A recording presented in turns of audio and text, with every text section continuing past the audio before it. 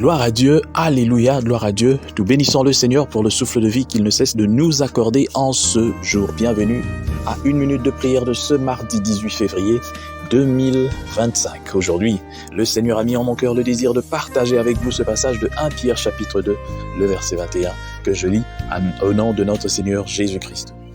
C'est à cela que vous avez été appelés, parce que Christ aussi a souffert pour vous, vous laissant un exemple afin que vous suiviez ses traces. Alléluia. Chers frères et sœurs dans le Seigneur, beaucoup aujourd'hui veulent être appelés chrétiens, veulent être appelés serviteurs de Dieu, veulent être appelés enfants de Dieu, mais sans suivre les traces de Jésus. À la moindre difficulté, lorsqu'ils sont critiqués, lorsqu'ils sont un peu persécutés, ils renoncent en même temps. C'est comme si ils disaient à Christ, « Oh, c'est vrai, je veux bien participer à ta gloire, je veux bien participer à tout, mais pas à tes souffrances. » Vous savez, j'ai vu beaucoup de ceux qui se font appeler serviteurs de Dieu, mais qui n'ont jamais vécu l'opprobre, l'humiliation, qui n'ont jamais vécu la persécution, des gens qui te critiquent dans le mauvais sens, quand bien même tu n'as rien fait. J'ai vu beaucoup qui clament haut et fort, moi je suis un grand serviteur de Dieu, mais le diable ne le regarde même pas. Et ça aussi, il faut se poser la question. Lorsque sur ta route, tu ne rencontres pas le diable, peut-être que tu fais route avec lui. Alors, nous devons suivre les traces de notre Seigneur.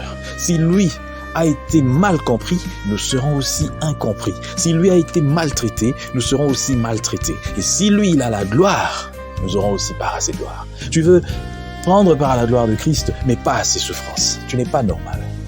Parce que ce n'est pas normal. Comment veux-tu prendre part seulement au plaisir? Mais lorsqu'il fallait travailler, il fallait endurer, il fallait peiner, tu n'es pas là. Toi, tu veux seulement avoir une grande église. Et quand tu dis aux gens que j'ai souffert, c'est parce que toi-même, tu allais demander l'argent à gauche, à droite, tu faisais la pub, et puis parce que tu voulais que cette église que tu as bâtie, ce bâtiment soit grand. Tu te dis, non, j'ai œuvré. Non! C'est Dieu seul.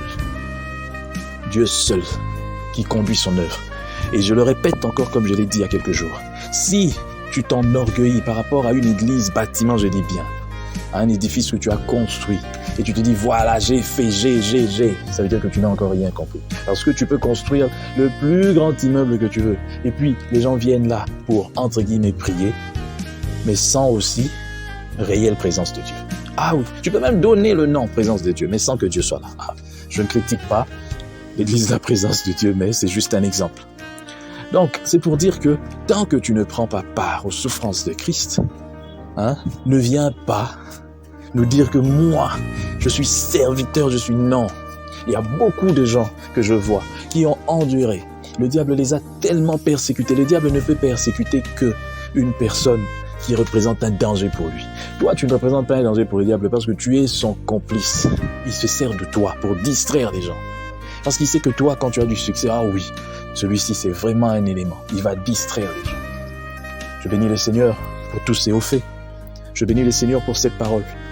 Que tous ceux-là qui ont suivi cette parole soient frappés, soient gagnés à Christ et soient prêts à participer aux souffrances de Christ pour être dans la gloire avec lui. Au nom puissant du Seigneur Jésus-Christ. Amen.